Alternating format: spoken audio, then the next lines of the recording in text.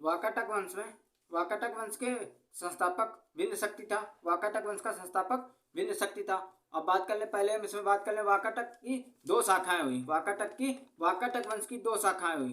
ठीक, एक शाखा मुख्य शाखा थी जिसका केंद्र आपका नागपुर था, जिसका केंद्र नागपुर के रामगिरी में था। ठीक है, वाकाटक वंश की मुख्य शाखा का केंद्र नागपुर के रामगिरी में था। ठीक, और मुख्य शाखा में 10 शासक हुए। वाकाटक वंश की मुख्य शाखा में 10 शासक हुए। ठीक, और वाकाटक वंश की दूसरी शाखा आपकी अकोला जिले के वासिम थी। अकोला जिले के में वासिम थी। वाकाटक वंश की दूसरी शाखा वो अकोला जिले में वासिम थी। ठीक, इसके बाद इस वाकाटक वंश की दूसरी शाखा अकोला में वासिम थी और इस दूसरी शाखा में 6 शासक हुए। ठीक, अब बात कर वाकाटक वंश की जो मुख्य शाखा थी उस वंश में 10 शासक हुए और उस वंश का इस शाखा का आखिरी शासक, अंतिम शासक पृथ्वीसेन प्रथम था। वाकाटक साम्राज्य की मुख्य शाखा में 10 शासक हुए और इस वंश का अंतिम शासक पृथ्वीसेन प्रथम था। इसके बाद जो दूसरी शाखा थी अकोला जिले में वासिम थी और इसमें 6 शासक हुए थे और इस शाखा का अंतिम शासक हरिसेन था। इस शाखा का अंतिम शासक हरिसेन था। अब वाकाटक वंश का संस्थापक विंध्य शक्ति था। विंध्य शक्ति विंध्य शक्ति ने अपनी शक्ति पूर्वी मालवा में अपनी शक्ति स्थापित की। विंध्य शक्ति ने पूर्वी मालवा में अपनी शक्ति स्थापित की। ठीक, और पुराणों और अजंता अभिलेख से विंध्य शक्ति को वाकाटक वंश का सबसे शक्तिशाली शासक के बारे में जानकारी मिलती है। पुराणों से और अजंता के अभिलेख से विंध्य शक्ति के बारे में वाकाटक साम्राज्य का सबसे शक्तिशाली शासक विंध्य शक्ति था, संस्थापक विंध्य शक्ति था। इसके बारे में जानकारी पुराणों से और अजंता के अभिलेख से मिलती है।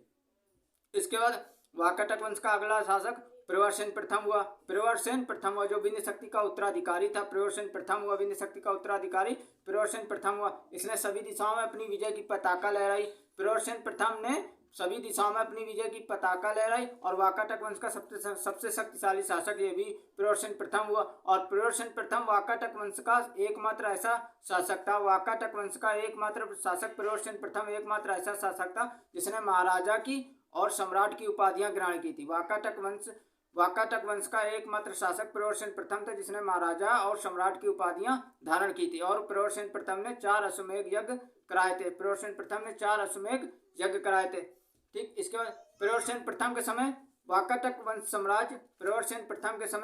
साम्राज्य या वाकाटक वंश की शक्ति मध्य भारत में बुंदेलखंड से लेकर दक्षिण में हैदराबाद तक फैली हुई थी। वाकाटक वंश का साम्राज्य प्रवरसेन प्रथम के समय मध्य भारत में बुंदेलखंड से लेकर दक्षिण में हैदराबाद तक फैला हुआ था। इसके बाद वाकाटक वंश का अगला प्रवरसेन का उत्तराधिकारी रुद्रसेन प्रथम हुआ। रुद्रसेन शैव धर्म का पोषक था, शैव मतानुयायी था।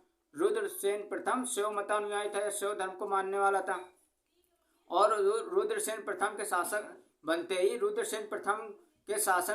बनते ही इसको अपने विरोधियों और प्रतिद्वंदियों का सामना करना पड़ा। रुद्रसेन प्रथम को शासन संभालते ही इसे अपने विरोधियों और प्रतिद्वंदियों का सामना करना पड़ा। और रुद्रसेन प्रथम ने गुप्त वंश से मैत्रीपूर्ण संबंध स्थापित किए।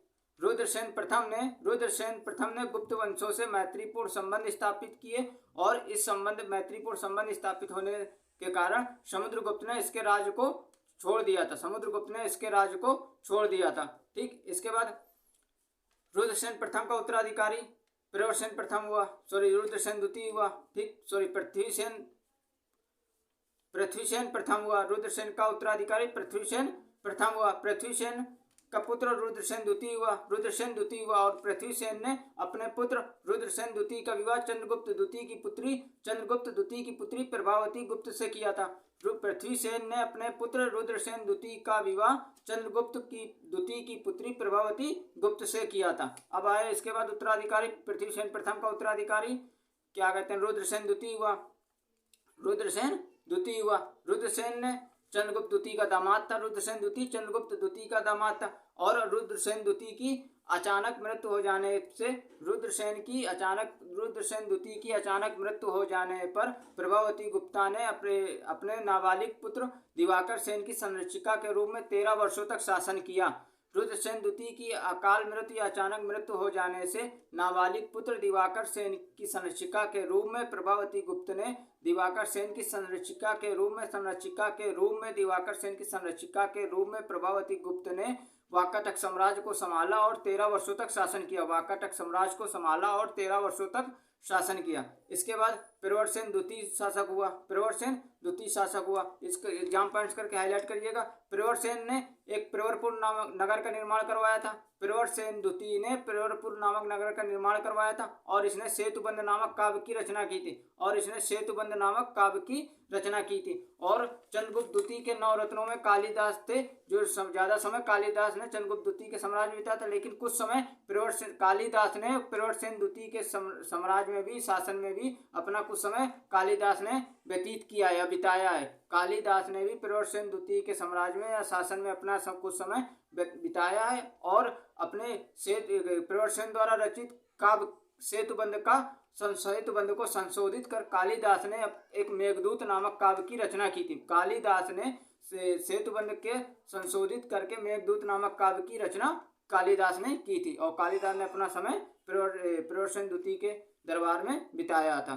ठीक, और प्रवरसेन द्वितीय द्वारा रचित काव्य की रचना सेतुबंध थी, जिसको संशोधित करके कालिदास ने मेघदूत नामक काव्य की रचना की थी। इसके बाद नरेंद्र सेन हुए, इसके बाद पृथ्वीसेन द्वितीय हुए और इसके बाद हरिशेन हुए। इस वंश का अंतिम शासक हरिशेन था। ठीक, तो ये हो गया आपके अभीर वंश, इक्ष्वाकु वंश, कलिंग के चेदी वंश और आपका वाकाटक वंश। इसके बाद हम बात करेंगे प्राचीन भारत में विदेशी आक्रमण, डेमेट्रियस मिनांडर, इनके बारे में क्लास होगी।